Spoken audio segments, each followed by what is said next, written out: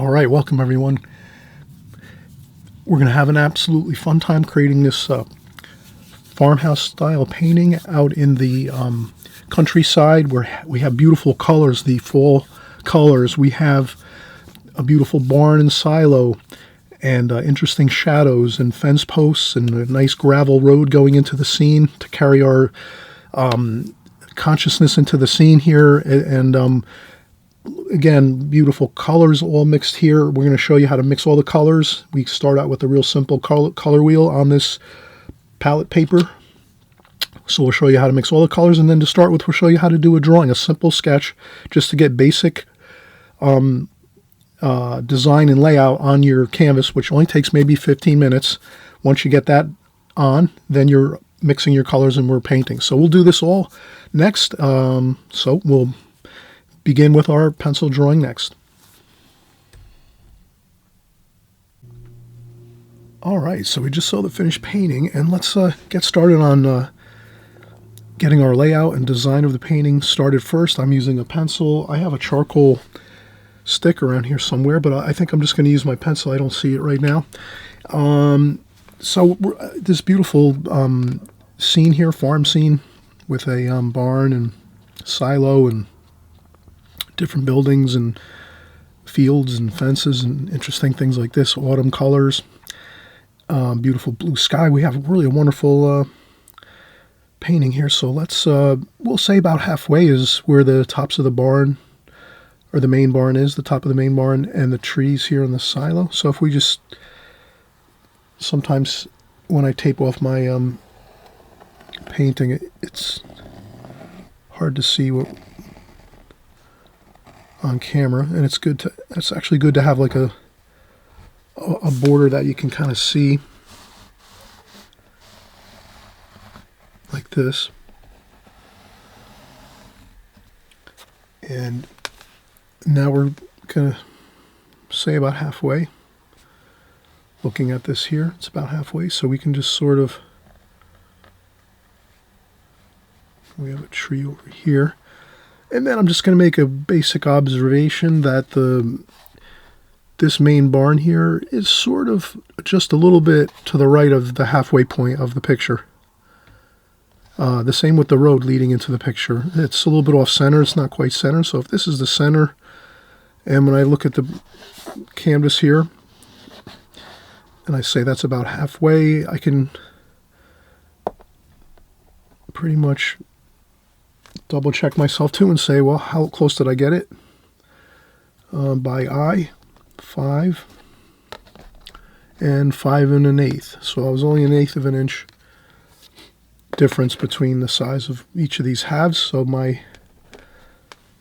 I'm able to do these things by eye. Most times you can do them by eye. A lot of times it's not so critical to get everything exact, but this is really kind of important to get the road and this side of the barn here, the right side of the barn, a little bit off center, I think. I think that's the way it is in the photograph here, so I'm thinking that's going to be good. So let's do that.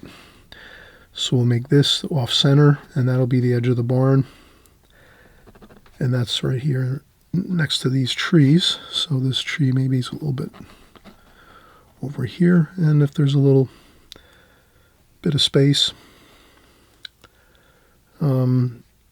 we can make the trees,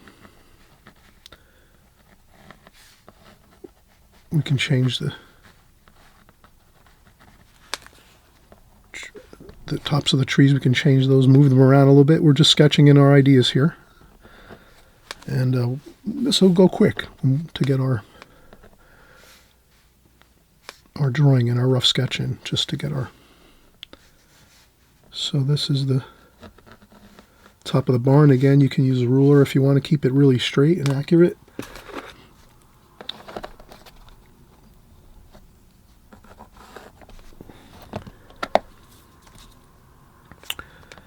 And the barn's a little bit larger, I think, than this tops of this tree here. So if this is like this, it might be like that. Pretty much straight down like this. And it's just basically an elongated rectangle, the roof. And then the barn comes straight down here, and it looks like the walls of the barn are twice the height of the roof that we're seeing here. The roof, the shingles, the dark shingles on the roof here. So it's approximately twice this width. Could be a little more like this. And there's another tree over here alongside the barn here. Then there's another small, I think I'm going to I think I'm going to put that in. This is the other structure next to the barn. This looks like another extension to the barn over here. It's got a shed roof on it like so.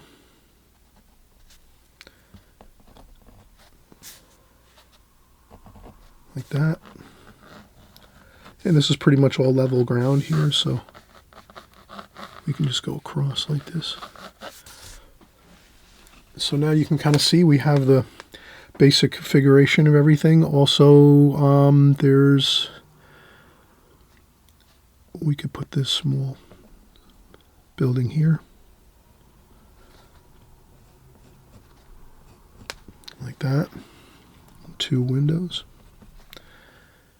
And this has windows going across. I'm making just indications of windows there.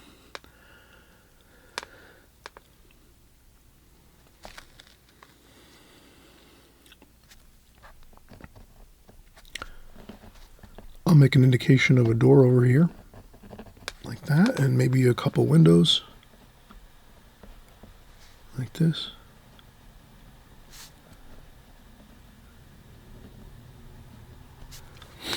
And what else do we have? The silo. I'm going to use a ruler. The silo goes a little bit above the top of the ridge of the roof. About probably, I would say it's about almost as much the height of this rooftop here where the dark shingles are. I would say that silo's about not quite as high as that as far as height goes above this ridge line here. So you can kind of see the silo here is going to be just, above that a little bit. And it's a cylinder, basically an elongated cylinder. We could look at that as like, it looks kind of like a beer can, a couple beer cans on top of one another stacked.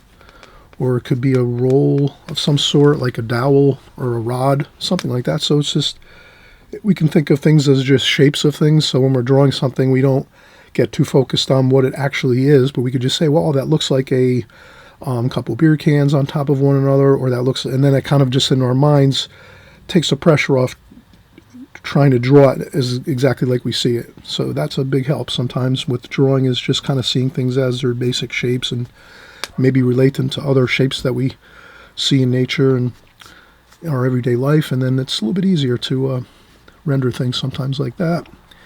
And so now we have the road, I think, coming in here like this. It winds up, if we look at it here in the picture, it's actually right about where the silo and that edge of that building is over here. So the road actually is about there. And then it slowly... So now that we got... Yeah, that looks fine. So there we go. We just make that nice smooth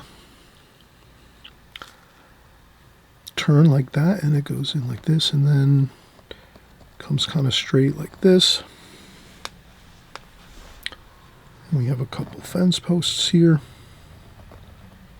that we can draw in like so.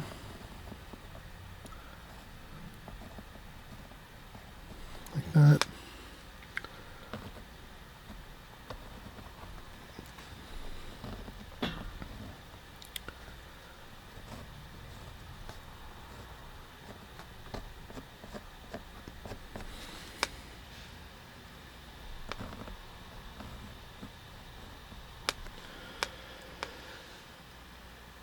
And then we also have in the middle distance here,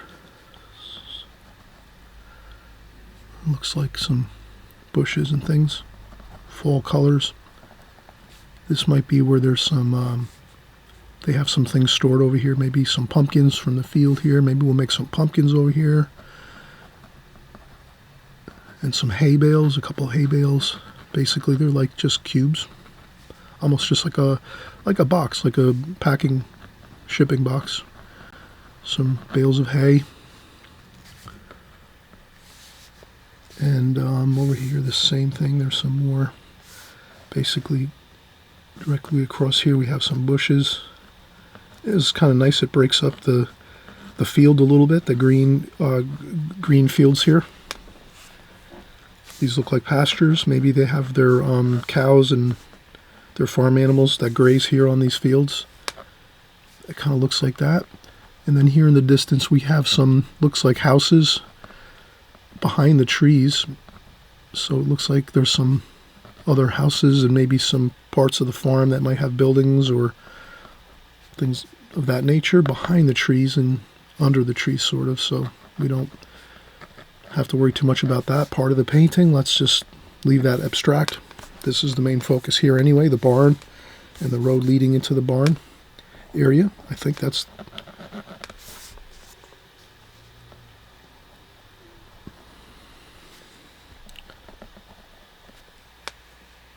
All right, I think that's good. So we have our sketch.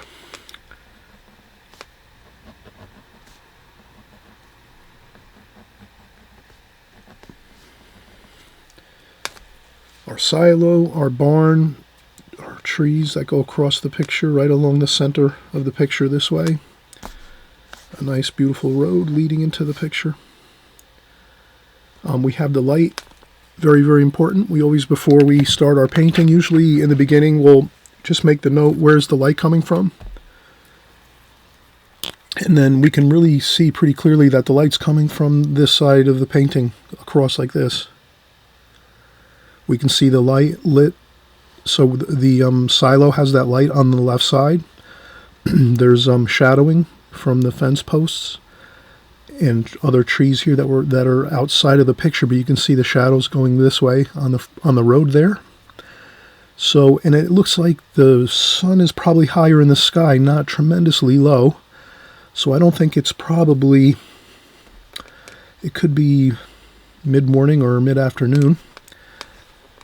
The shadows are pretty long, so usually if you don't see much shadowing, dark shadowing in a sunny day, that would tend to be that the sun is directly up overhead, high in the sky above like this, shining down this way. Here we do see it's coming from this direction, across this way. So we'll just put our light insignia up here, our light icon. So that's our light icon here. And we just make one of those light icons just so that we know whenever we are maybe working on our drawing or our painting and we say, oh, where was that? Where do I have to put the shadow again? Oh, I just look up here and say, oh, that's right, the light's coming from here. The shadow will be on the right side of the subject matter in the painting. And that's really it. So we have some hash marks. We could have made one here just to say that this was about the halfway point there, and this is the halfway point across the picture this way. And then we have our other hash mark. This was the barn. Right side, right edge of the barn.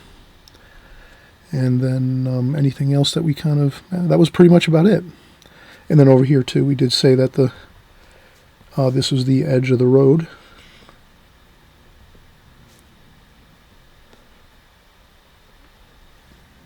This one's, yeah, it's still on the camera here. All right, so perfect. Let's get some paint mixed up and start the painting. All right, so now that we're going to start the painting process, let's squeeze out some paint. So I have my Artisan, Winsor Newton Artisan paints. And the first thing we can do is just look at the painting, the photograph quickly, and ask ourselves, what are the predominant colors we're seeing here? And it's really pretty, I think, straightforward. The predominant color is definitely blue. That's going to be the majority of the colors in the sky, with a little bit of purple. And we have some white there for the clouds, and the barn is white. So blue, white, and then we have a lot of green. So blue, white, and green are really the main colors in this, with, you know, some violet, some purple. And then also, too, we have little bits of like red and yellow, orange for the foliage. It's like autumn now, early autumn in this picture. So I think that's what we're going to focus on, is getting the main colors here. So I'll take some of the French ultramarine blue right in the center here. Let me see how on the camera here, looking pretty good. Okay. I just have to be aware of my where my viewfinder is on my camera. It always changes with every painting, so I just have to make sure I'm in the... I don't want to start mixing colors outside the picture frame.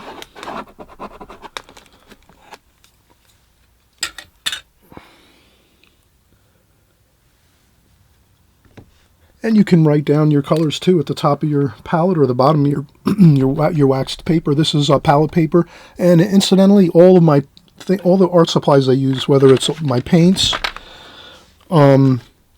pencils, pens, my boards, my canvas boards, whatever it is, tape, I have that all down below, links in the comment section below, so you can just click on those links and find those on Amazon. I pretty much buy all my art supplies on Amazon. And, you know, it saves me a ton of time, and the prices are good, and I can shop around, too, for other things if I need to, but that's what I do. So I have blue, and I'll also mix in a little bit of the cerulean blue there, too. And we're also going to...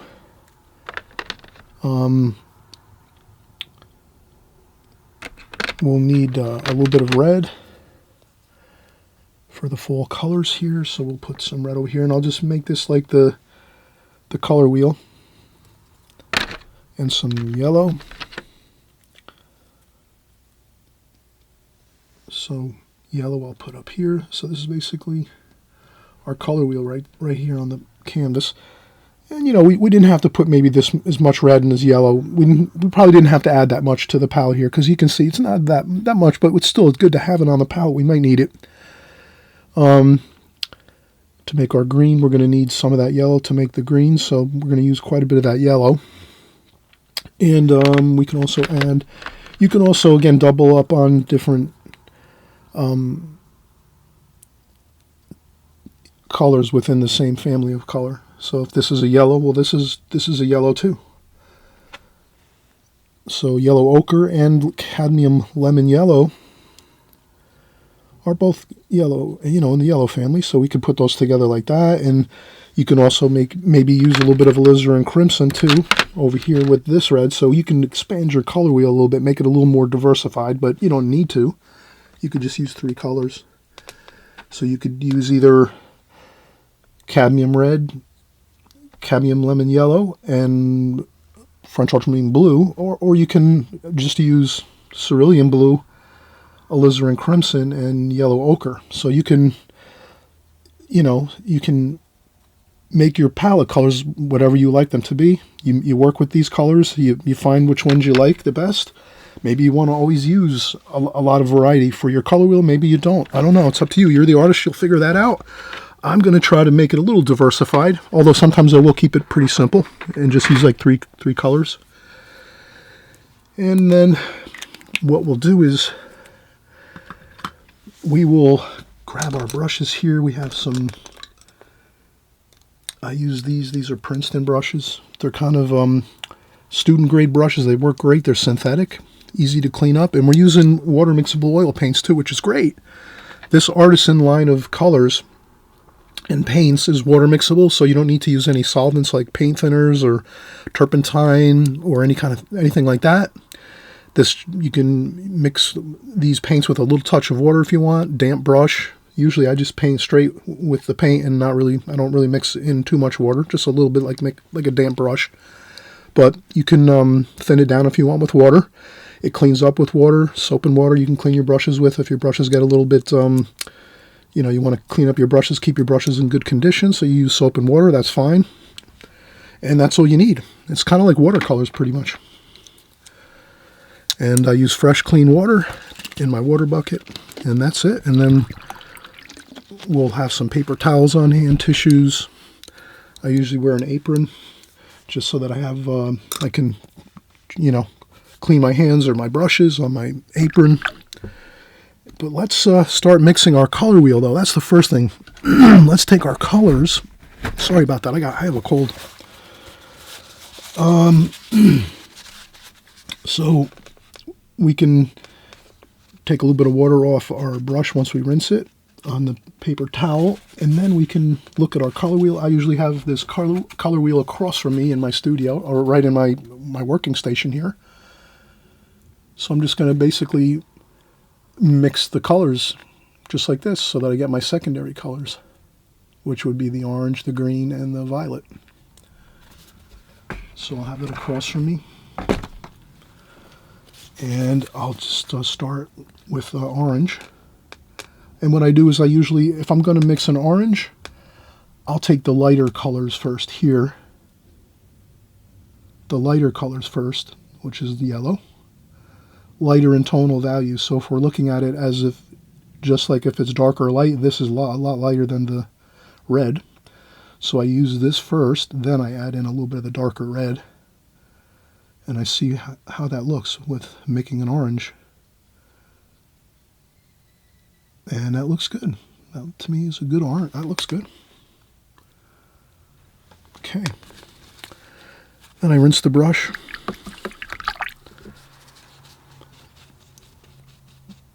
Take off a little bit of the water. We'll make our green. I'll take the lighter color. We're gonna make quite a bit of green here.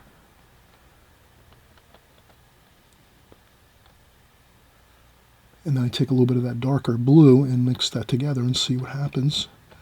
And then you can just add more yellow if you want it to be a lighter green, or you add more blue if you want to make it a darker green, a cooler green. But that to me looks really good. That's like I like that a lot. That looks good. That's like an olive green. That looks fantastic to me.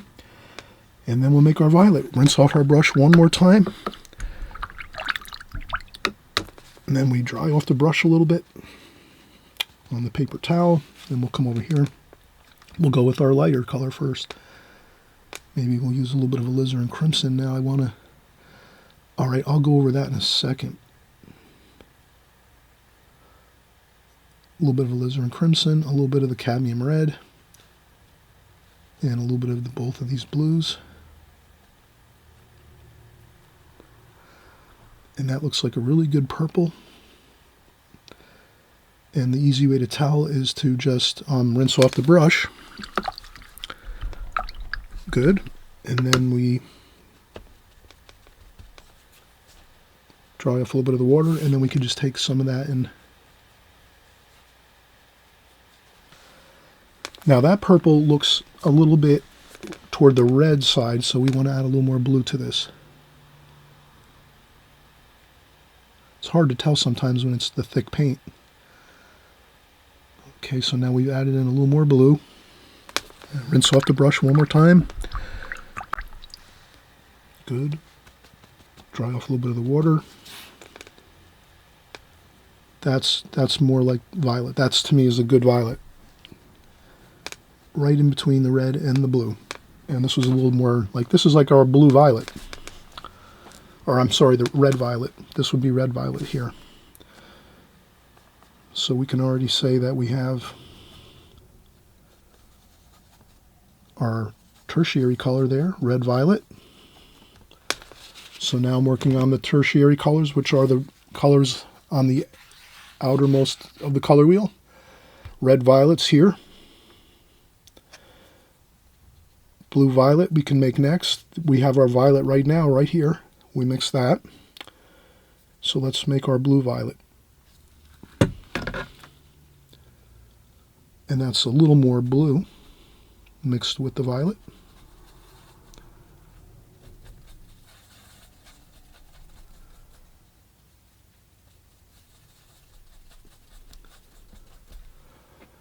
Okay, blue violet. Rinse off the brush. And you can reference this. Reference this. I have a video. If you just check my my other videos on this channel, you'll see I have the color wheel, and you can reference that, and you can get the colors mixing and see how the colors are all mixed together. I go through it in detail, slowly, and so right now I think we have all the colors that we need. We have a little bit of purple for the sky, violet, plenty of blue. We have lots of green for the grass. And I think we have reds and oranges for some of the foliage, fall colors. Let's start off with the sky. I'm going to use a larger brush. For the sky, I'm going to use this. This is a number 10. Same thing, Princeton. It's the Aspen line of brushes. We have a large sky here. Let's get this brush into the process here. I'll empty out my water. I like to empty out my water when I'm mixing all of my colors first on the palette. And then once I have that done, I'll empty the water, add new, fresh, clean water. This way we have the water's not that muddy. And then we'll dampen our brush here. And we're going with thinner washes to start, and then when we go thicker. So we'll do a light blue wash for the sky first, glazing, and then we can do the white clouds on top of that with thicker white paint. Because the theory is with oil painting, you put your first glazes on your canvas very, very lightly, very, very thin. And then from there, we can go thicker on top of that. So we'll get our blue here. And we can add a little green into the blue if we want, and maybe a little bit of some of that red. But it's going to be a pretty bright blue. Let's see how it starts looking. And this is where you have fun. Just get that glazing on your painting. That beautiful sky. And you can using a very large brush for this. You don't want to be trying to, paint this sky with like a brush like this, Definitely want to use the largest brush you can when you're painting. That's a good rule. So if you were working in a smaller size canvas, then you would use the smaller brushes, definitely. But since we do have this larger painting here, and the sky is usually darker up top, and I'm just going to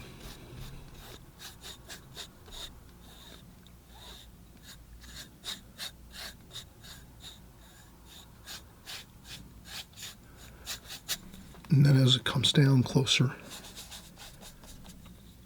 here, it's lighter. And we'll use some of that lighter blue.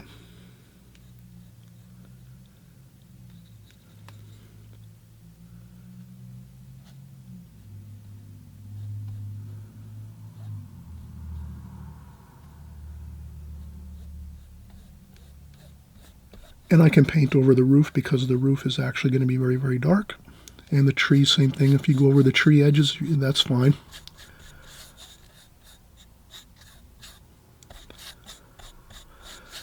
We can even give the whole... I'll rinse off my brush really well. And then I'll just thin this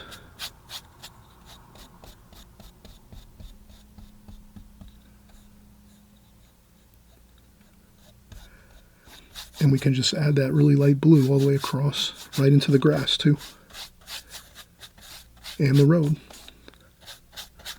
So now I'm just doing a very thin, just a little more water, less paint, to cover the entire canvas with that light blue. That gives the whole canvas like a cool touch to it. And that'll be fine. I might go in and if I see like anything like imperfections that like brush marks, I'll just go in and kind of fix them up now. And that's pretty much it. Now what I would do is I would let this sit for a little, maybe an hour. I would let this sit for like an hour and let it just set up a little bit and kind of dry a little bit. And then this way, when we go over with our other washes of paint on top of this, it's going to be a little easier. It'll handle a little better for us as we paint on top of this first glazing. So this would be a perfect time if you wanted to wait a little while, like an hour or two, and then come back and start painting again. That's fine. You can also just go right in and start painting right now. You can do that too. But it might be a little better if it just sits for a little while. So I'll let this sit for just a little while, and I'll come back and we'll finish up the painting. We have a lot done. We have the sketch all completed. Good work on that. And then we have the full first glazing over the whole entire canvas, which is great too. And then we'll have to get in our other color mixes and we should be good. All right, so we're going to pick back up again. I let this sit for about an hour, and I'm going to actually, I think for some of the darker darks, I'm going to maybe just add in a little bit of burnt umber here. And this is, I'll put that up top here. That's sort of by the top of the palette here. That's kind of in the earth tones, the golds and so forth. And I'm going to I'll probably switch over now to my number 4 brush here. And then I'll go for the darks first. I'm going to go to get my darker bits of color and see how it goes from there. But it's always good if we get the sky in first. That gives us the whole setting of the painting. And then once I complete that, I'll go in and get some of the darker darks. So that would be, we're going to make our roof quite dark, so we're going to go with the, I'll mix this up here, blue, a little bit of brown, blue and a brown, and then a little bit of the, maybe some red, green, and I'll just start.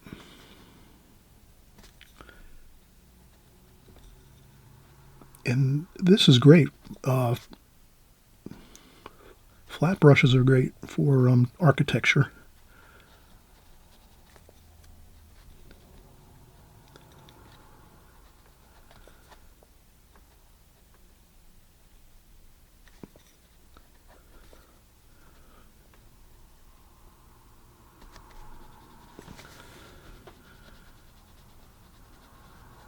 And then I just work that paint down to the edge of the roof, where the eaves of the roof are here.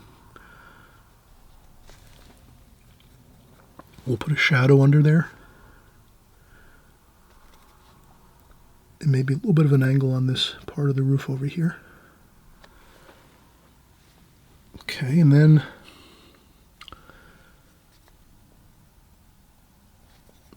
there's some darks over here. So the trees are quite dark. So I'll go in and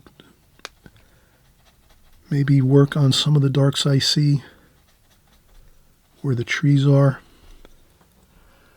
And I'll just mix more of that same burnt umber, French ultramarine blue, a little bit of the green, a little bit of red.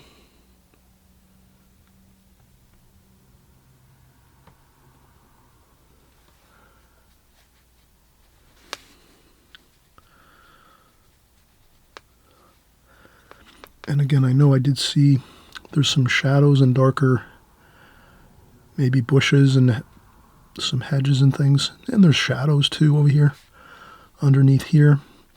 But the thing is, if you can see in this photograph, it's sort of, if you see things that are really hard to make out the details of, just kind of leave it very loose and abstract. Like just go in and let's make sure we just have some lights and darks kind of happening there. Across there, and there is a dark almost like a dark line that goes all the way across there. So that's what I'm going to try to have in this. And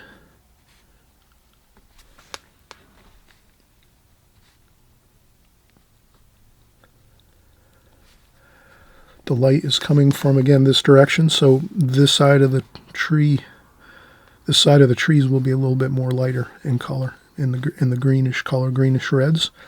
So again, we can add a little of orange. Maybe I just kind of put a little bit of orange here in the color.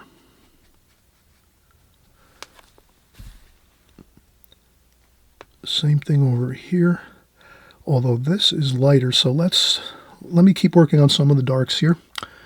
There's a dark shadow over here.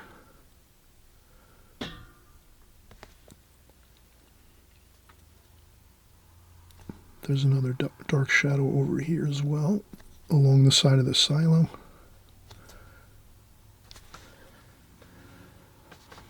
And then the silo on this side over here is in shadow.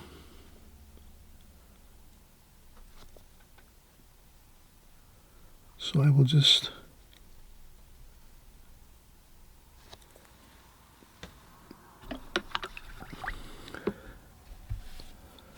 and then I'll rinse off the brush, dry off a little bit of the water, just so I have a damp brush.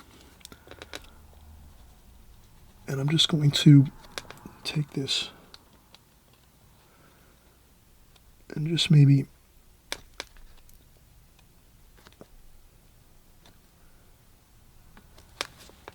make the shadow on this side. And we'll make it a little neater later. And there's another bit of shadows over here where the roof is.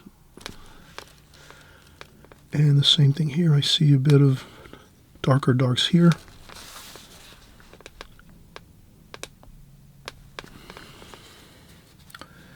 So you just work a little bit at a time. I think that's the best way to do it. If you need even a smaller brush to get finer details, we can pick up our round brush. So this is a really good pointy brush. You can get some of those darks too, and then get those areas that you want to get maybe more exacting detail, like a square window or two. These here are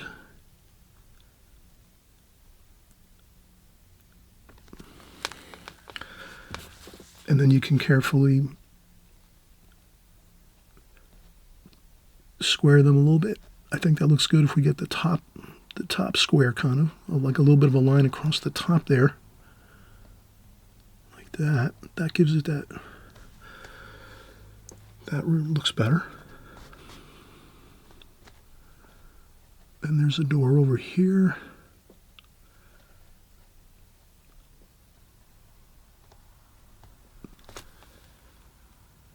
I'll set that brush aside for now, and let's keep working on let's start getting in some of these greens here for the trees, and some red and orange, fall colors.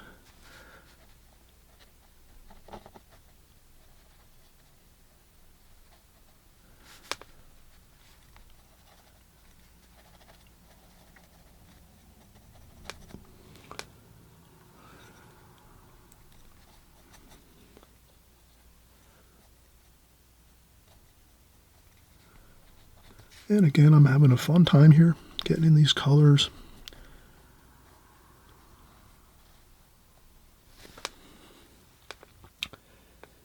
And the tops of the trees are a little more of the gold and red and orange at the tops here, where the light is.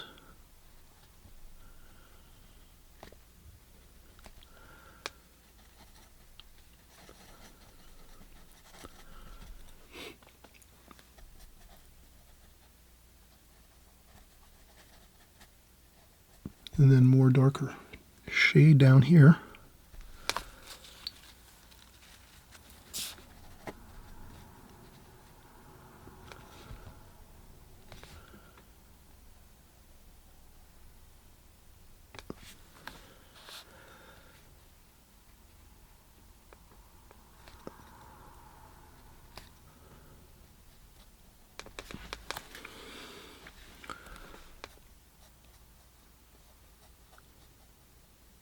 And I try to blend in those reds and yellows into the green.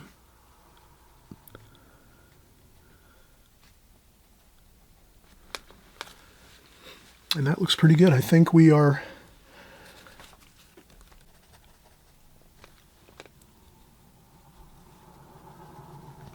having things looking good now. At this point, we have the other tree over here that's along the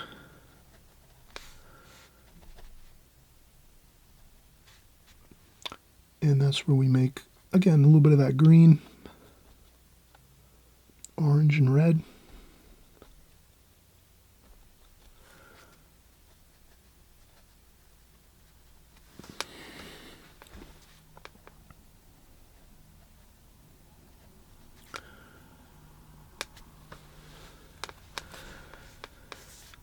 And then over here, just some very light indications of some trees in the back. And that's probably a field further back. We can make that cooler. So we could take some of the blue. I would rinse my brush off. We have lots of thick paint on the brush right now. Now we rinse off the brush, dry off the brush. So that's just a damp brush at this point. And then we pick up a little bit of blue. And we make the distant field over here cooler. So like a bluish color. And we might have to get a little thicker paint now because we're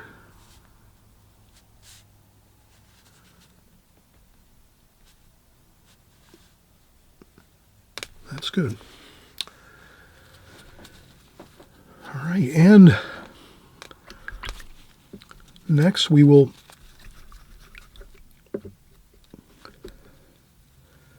to cover a little larger area. Maybe we'll pick up our larger brush now. It's a number 10.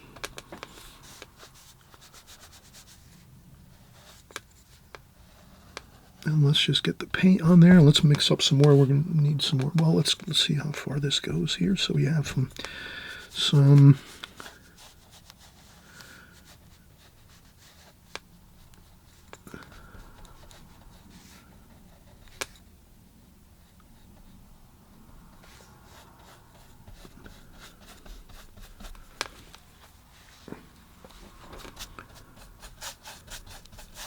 and you can change your colors.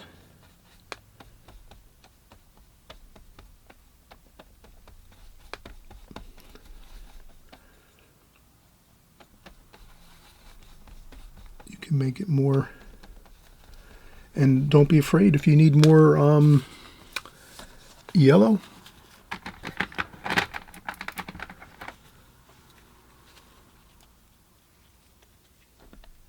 We'll just put some more yellow here and see if we can get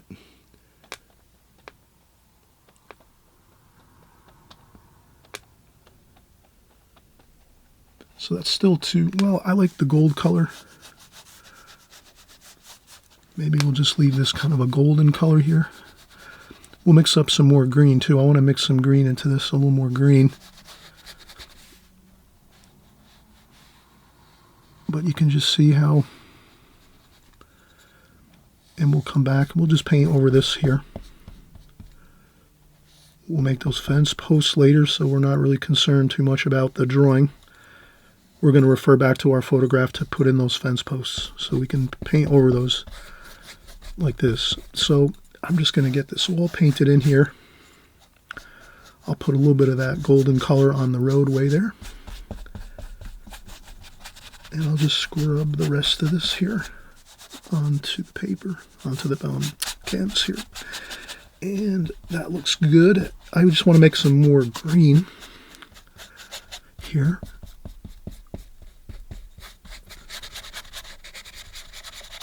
Have a good time, scrub away, get that paint on there.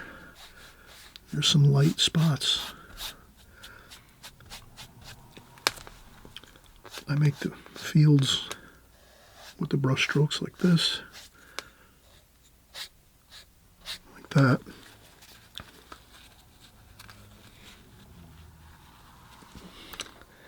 And then next I'm going to rinse off the brush well.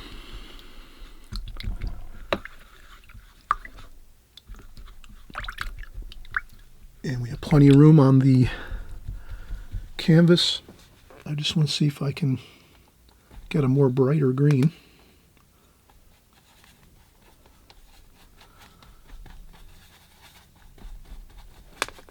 I'm just going to need more.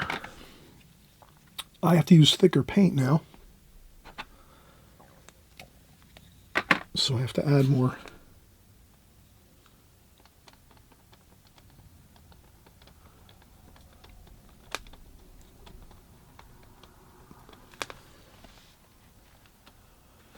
Okay, that looks good.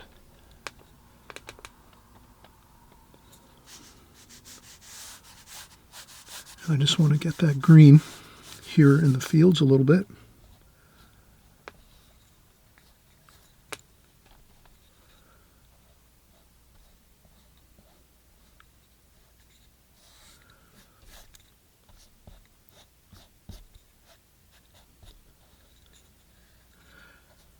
And that's really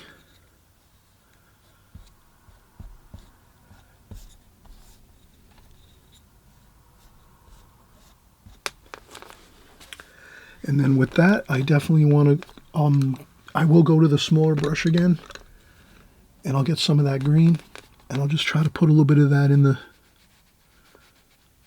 just little dabs of it here and there, so that it kind of all blends together, and you'll see the green grass, the color of the green field here. We're going to have that same green up in the trees. That's really what kind of makes everything tile together and become there's a harmony to the colors when we use the colors everywhere in the painting. So if we just put the green, does this make sense? If we just put that green color we just mixed now just in the field, it would look like sort of out of place. It would look like we just took another tube of paint and added some paint somewhere on the painting, and it wouldn't kind of tie in to the rest of the painting. But now that we have added that green to the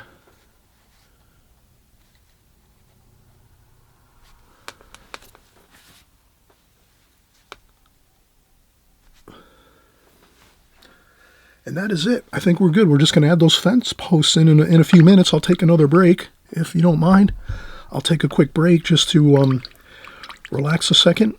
And but I think we might add a few shadows. We'll come back and just do a few things that I think will be just enough details and finishing up ideas that'll make everything kind of like just come together perfectly. All right, so we're going to start wrapping up our painting with some details, with some fence posts here. So we're going to, maybe we won't make as many. We'll see how it goes. I'll put some white on the palette paper here. And before I do that,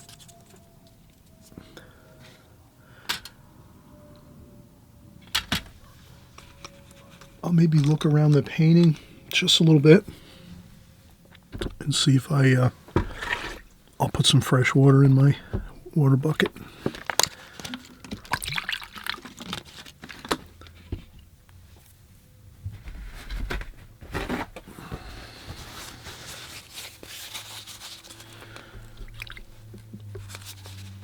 All right, so I'll rinse off my brush, dry off the water. And I wanted to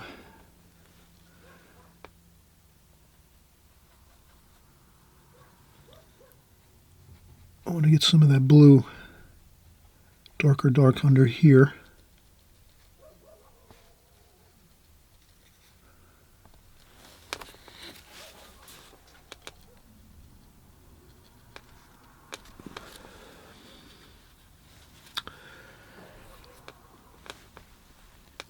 And just to get some more of that shadow over here.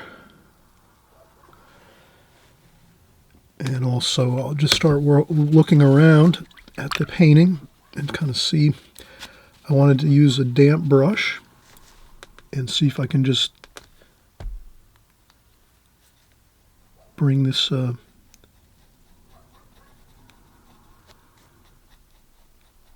color over to the other side of this silo here. So the silo is kind of a golden color, as you can see over on the left side, and then the right side of the silo is pretty dark. So we could add some a little bit of blue and burnt umber. Blue, burnt umber, and maybe just a couple hints of some darks there. And at this point too, you might need to use like a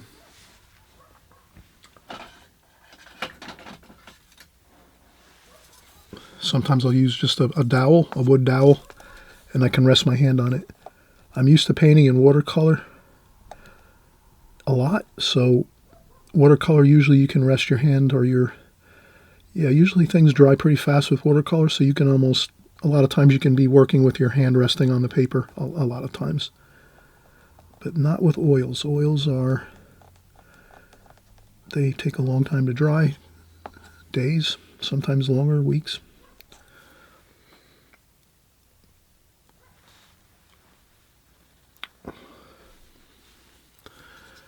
And then we can do a little bit of round, just a couple of these small, kind of like slightly rounded marks on this silo, and that will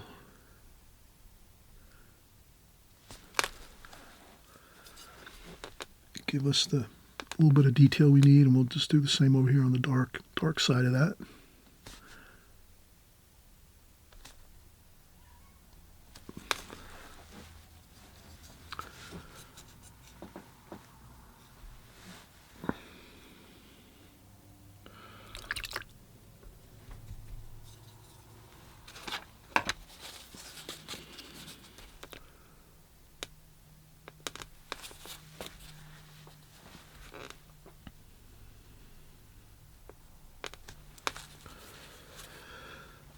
All right, now I'm going to keep working some more details, a little bit of purple for the shadow under here.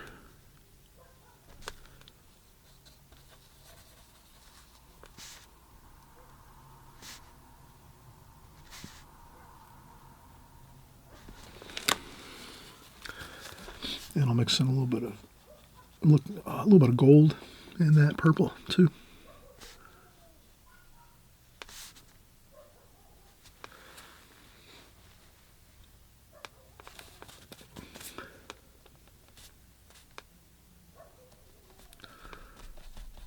A little bit of white here.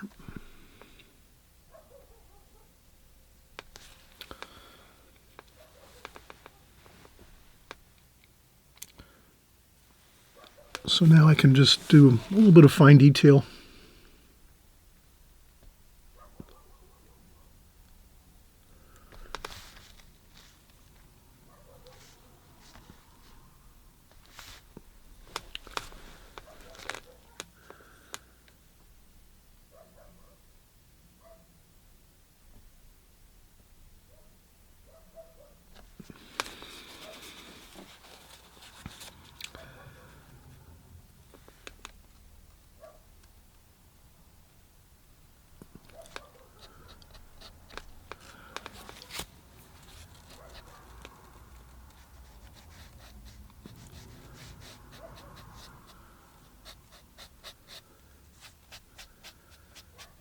And I'll add just a little bit of golden color along the horizon line,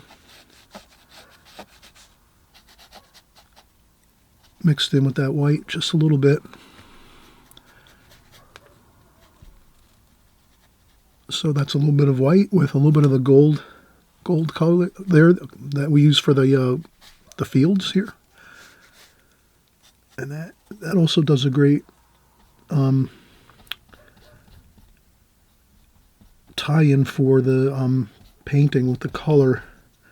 So if we can get a little bit of the foreground colors and middle distance colors into the sky a little bit, just a smidgen of it does work to tie the colors together in this painting.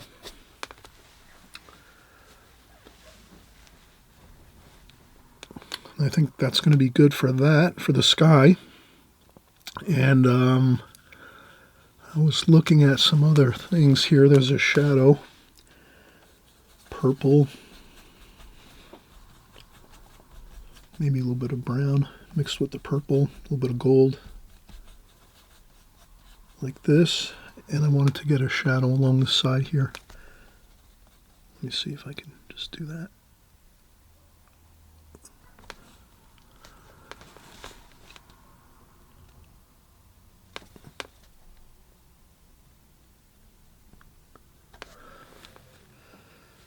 So that's a shadow there.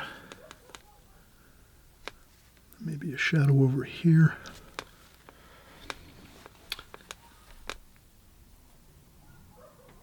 There's some darks along this road here, the edge of the road. Looks like a cinder stone road, or a maybe like a gravel road. So that's kind of cool. That's I'll do a little bit of edging to the road just to give it a little more definition. I think it's and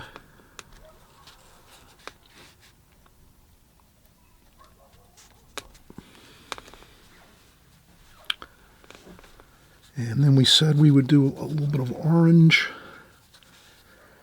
I think we might leave this more simplistic, this painting. I don't think I'm going to go with a lot more details. I think I'm going to leave it as it is, really, except for the fence posts. Let's do the fence posts here. I thought I would do these details here, like the hay bales and things like this, but I feel like I just want to leave it more simplistic, the composition. But you could do that if you wanted to. You can, again, I always mention you're the artist, you know, as you're painting in oils. We're working together here.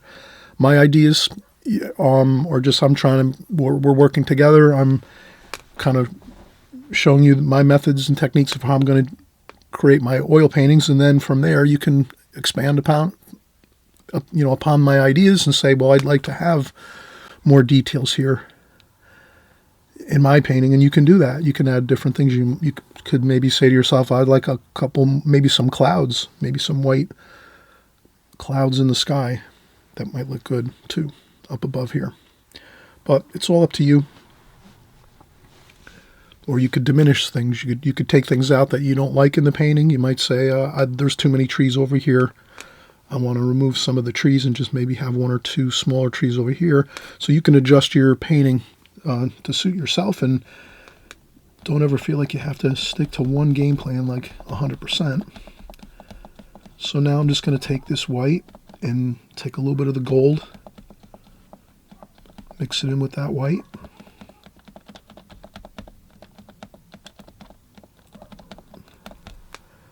And then also a little blue. So we'll have some cool white and warm white here.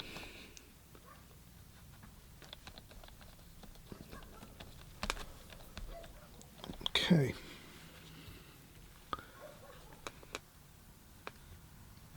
And I'll start here, and I'm going to do it this way. I'm going to make the fence post like this.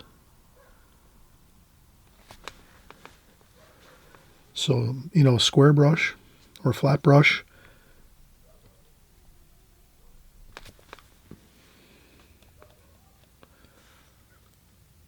And I think we can get it done this way. I might go the opposite way. For some reason, I started my first fence post a little bit too far this way. So now I'm just going to make this other fence post the next one here. Maybe I start there.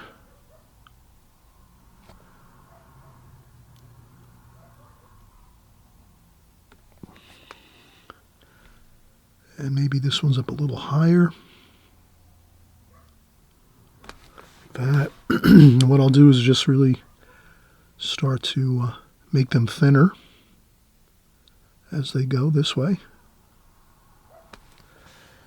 And then at some point, I'll just really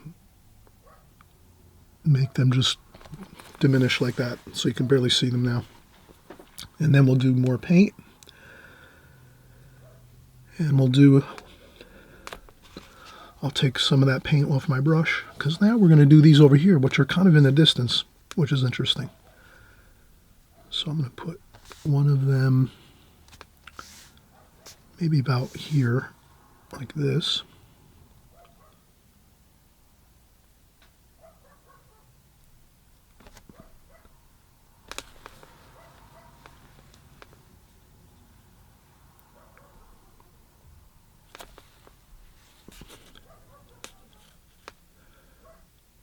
And we'll go with another one here.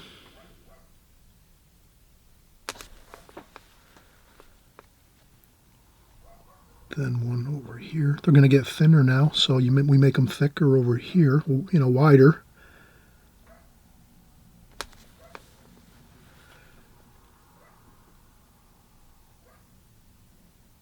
A little bit wider and then a little thinner as we go. Like that.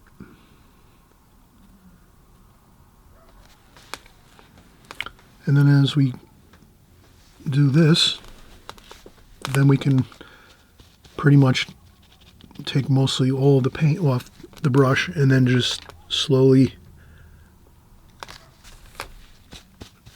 almost no paint on the brush, and see if we can just make this sort of like just fade into the distance here. We don't want to make a big deal of the fence posts. And that should be good.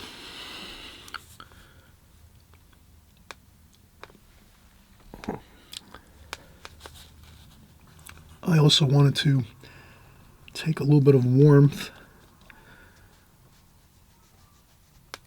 So I'm going to take some of that warm white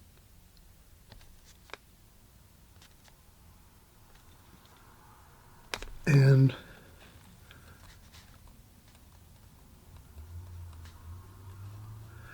we did go over the barn with a really cool wash with the sky. I'll leave some of that cool color toward the bottom of this here. That gives us that cool feeling of near the ground level, where it's really close to the ground. You're going to have cooler colors. It'll also have some green there, and we'll put some green into the mix. And if you paint over a window, no big deal. You can go back in and paint the window back in again if you go over something, no big deal.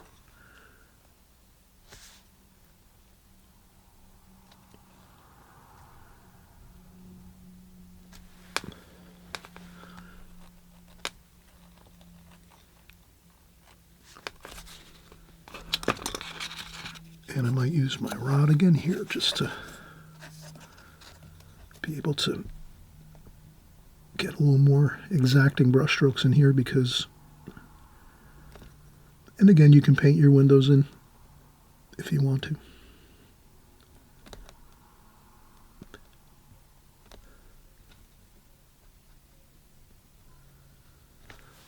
Okay.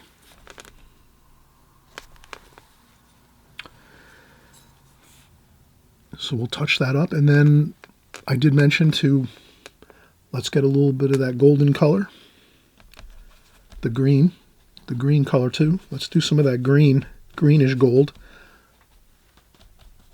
like this. I'm hoping I can, yeah, I don't know if what I'm doing is I'm actually just taking some of that green here with a little bit of the gold. And now I'm going to add some of that to just a little tiny bit to the facade here, the sides of the barn, because that color is going to reflect up into the white barn. So if you add in some of that warm color back into that white of the barn, that's going to look really, really good.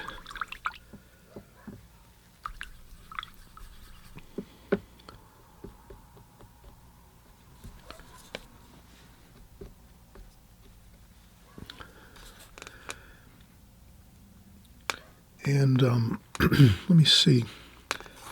I might get that very, very small brush again to get a few more details.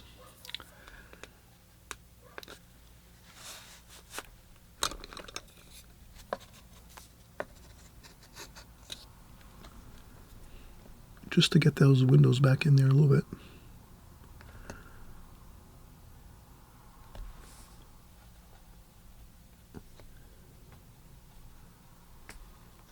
It's got to be thick paint though. At this point in time, you almost have to use very, very thick paint and put quite a bit on your brush, because since we have thick paint now on the barn, that thin paint won't really stick. You have to use, that's where we're always saying we paint thin when we start, the thinner glazes when we start, but then now when we're finishing up our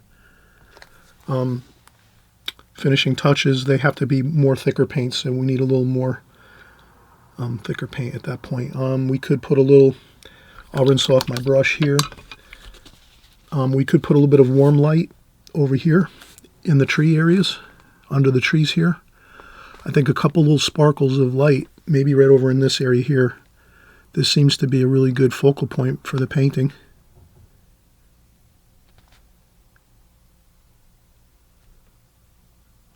Right along here maybe.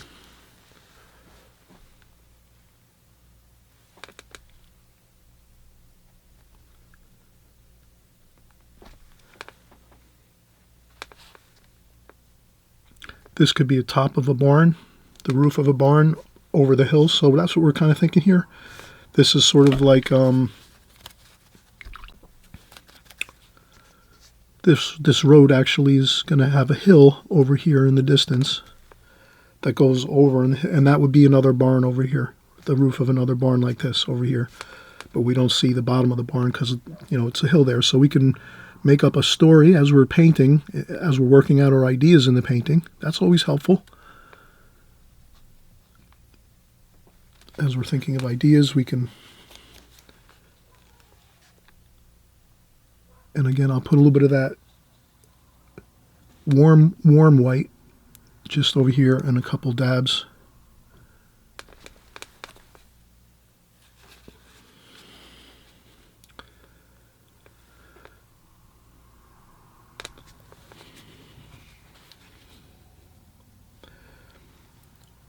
We could also get our larger brush again, our larger flat brush, rinse it off good.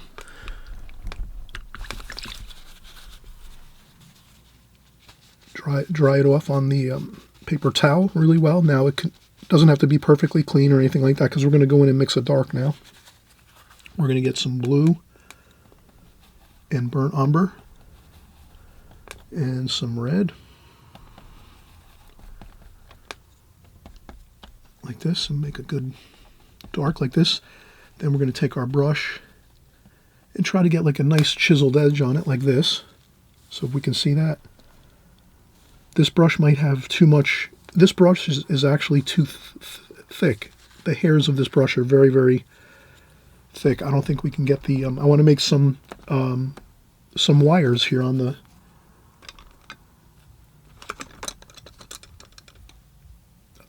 fence posts. So what I'll do is I'll go and take this brush, which is our smaller flat brush, this one here, and if I just get some paint on there, dry off a little bit of the paint, and let's just see if we can get some, just a few little hints of some wire here. But I would dry off the brush really good with I wouldn't put too much paint on the brush at this point, very, very little. And then we just put a couple.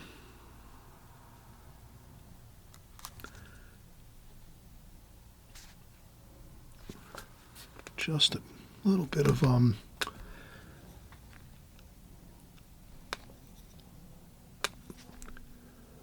like that. Then even maybe a little bit of warm light. Just a tiny little dab there. That's almost like light hitting the wire, and we could lift it up if it's just a matter right now of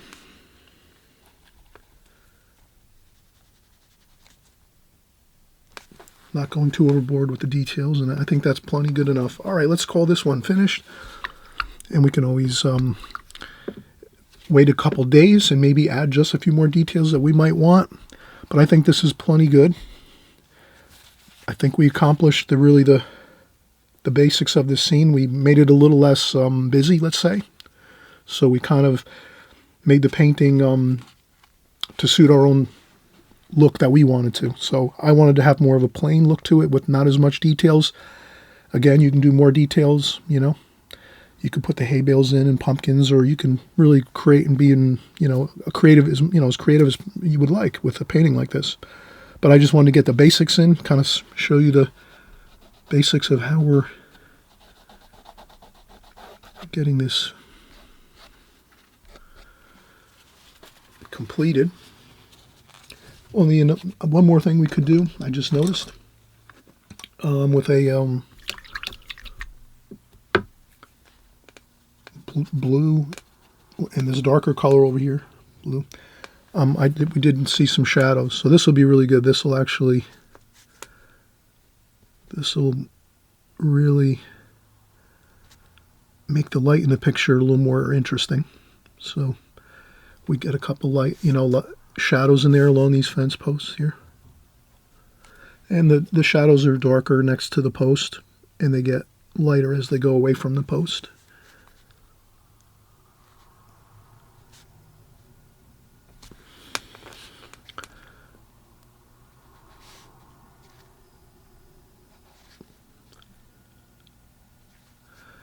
And then as we go here, you'll see I'll dry my brush off again. Almost no paint left on the brush, so that we can diminish these shadows and just make them sort of visible, but almost not visible. But, we can see that they're there. But that kind of is one of the things that helps the painting look realistic, is you won't see all those like dark shadows in the distance. You're just going to see these shadows here are going to be, you'll see these closer, like this. And you could even add in some shadowing along here. I don't think I necessarily see that shadow there from the silo, but I will put it in there. And a little more here along this side of the barn over here. There's like this barn here. So I am going to try to see if I can add a few interesting shadows along the base of the building.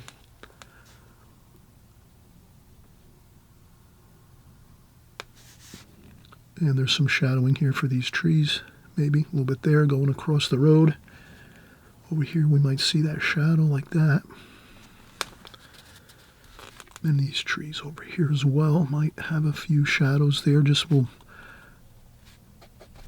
Okay, and I think that's about as good as we're going to have without going overboard with the details, and then kind of it becomes too busy and too many small details in the painting will actually take away from the painting itself. So that's a good place to leave it. We'll actually move our phone up here. We'll put that up here, and we'll remove the tape and kind of just take a look at it isolated with a nice crisp clean border.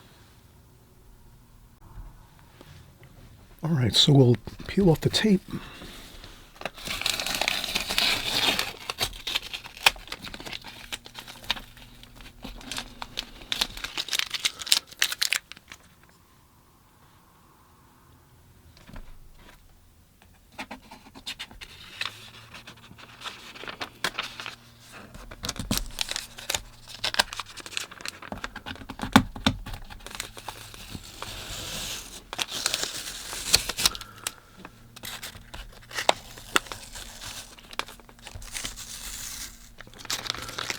And you'll see that it looks so much better when we have a nice crisp white border around it. It's like it's matted or framed right away for us.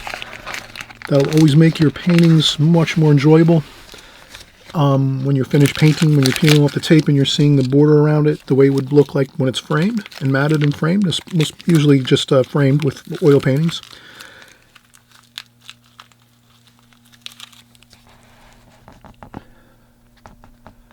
And we had a great time painting. So thank you so much for joining along. We're going to be doing lots more paintings just like this. Every other week we get together. So we'll see you very, very soon. And happy painting, everybody.